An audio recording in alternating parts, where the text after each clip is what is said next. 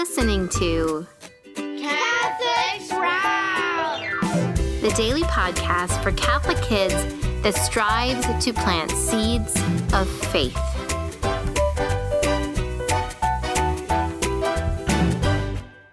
Greetings, young Squire Sprouts. Today is the 10th day in the 5th month in the year of our Lord 2025.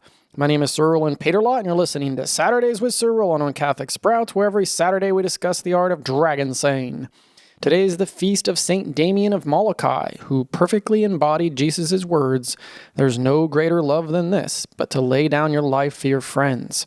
St. Damien was a priest in the 1800s who gave his life serving the lepers on that island, and he eventually died of leprosy himself at the age of 49.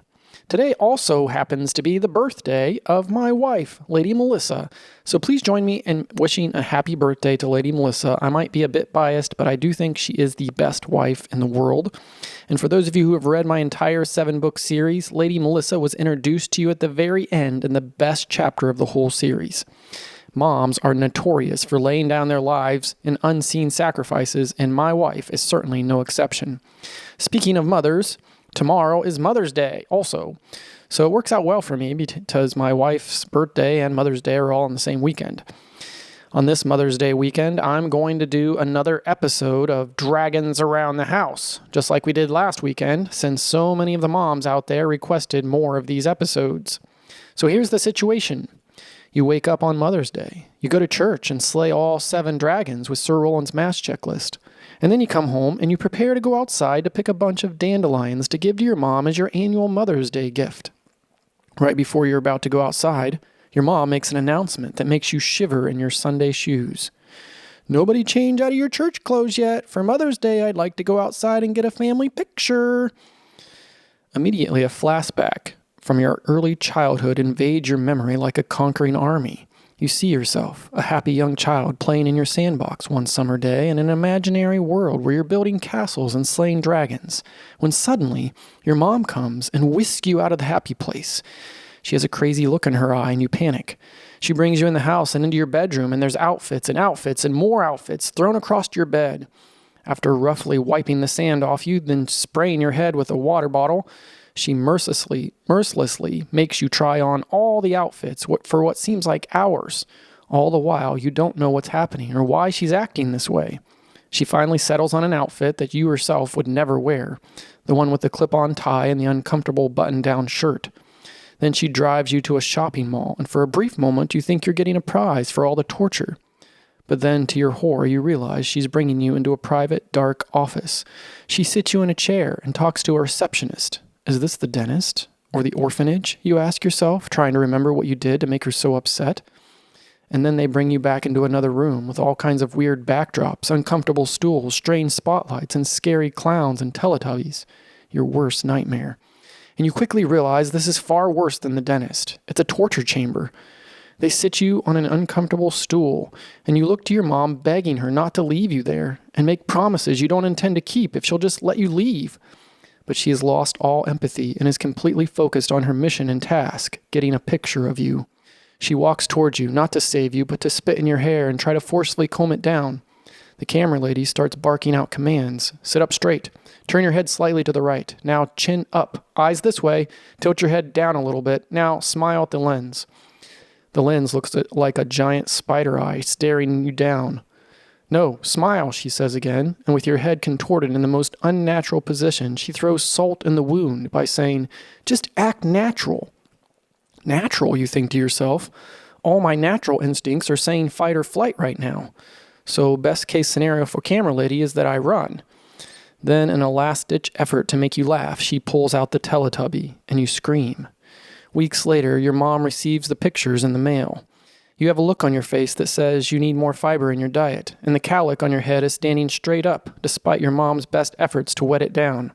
Your mom looks at the pictures, oblivious to how weird you look, and then she does something that you're still trying to forgive her for. She hangs it on the wall in the front hallway, for all eternity, right where everyone walks in the front door for all to see, including your siblings who endlessly make fun of you for years to come.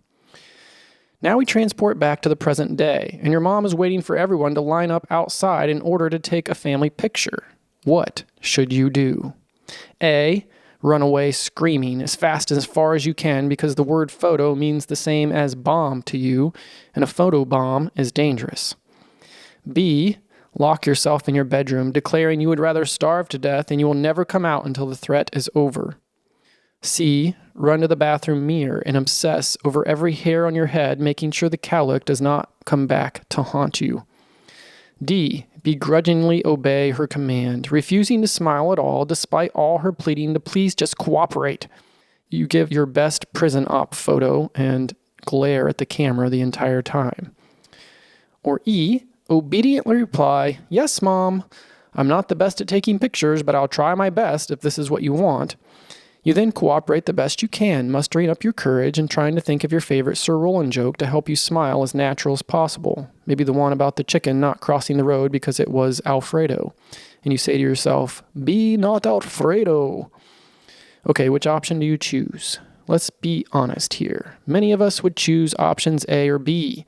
These are obviously options with no level of dragon slaying. When it comes to dragon slaying, the maxims can help. And one of the maxims is, to kill the fruit of the dragon, you must get to the root of the dragon.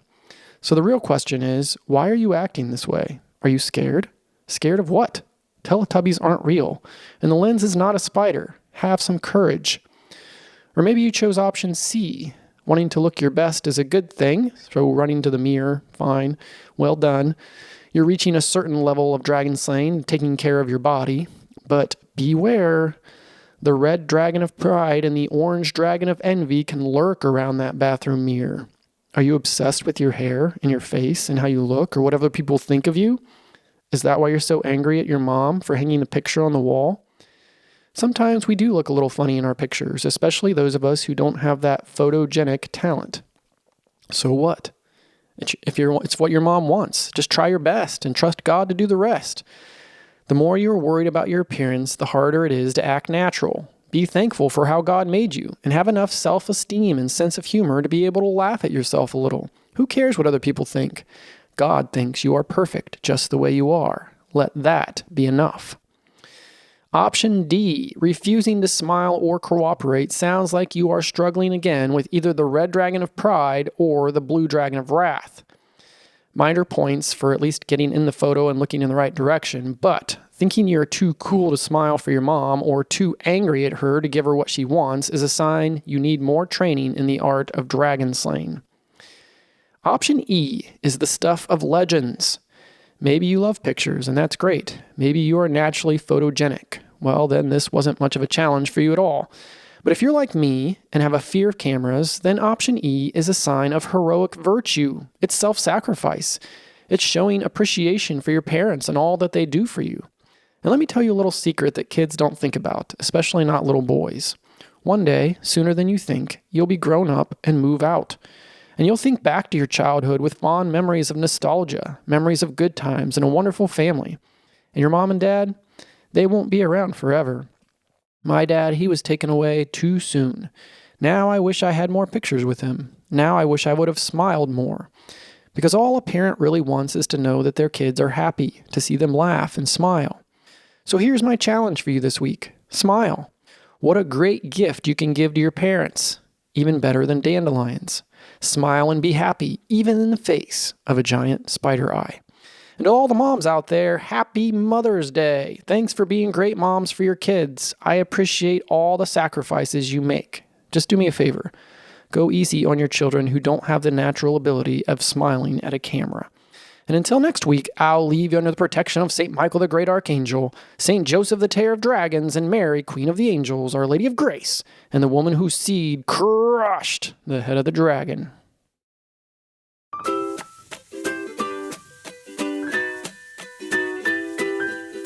That's it for Catholic Sprouts today. We'll be back tomorrow, but until then, continue to grow in your faith and truly sprout into the beautiful creation that God created you to be. Hey, parents and kids, our resource of the week for the Dragon Slayers Training Guild is an image of Sir Rolland's school pictures from when he was a kid. That's right, my funny hair, the cardigan sweater, fake smiles. In the 4 consecutive years I wore the same sweater in a row. Go ahead, laugh. It's good for the soul, and I hope it gives you courage to slay your photo dragons.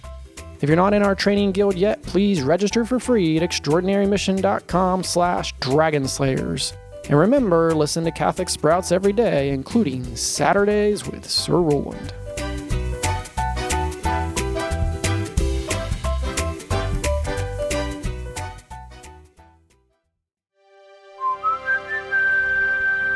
This podcast is part of the Spoke Street Network.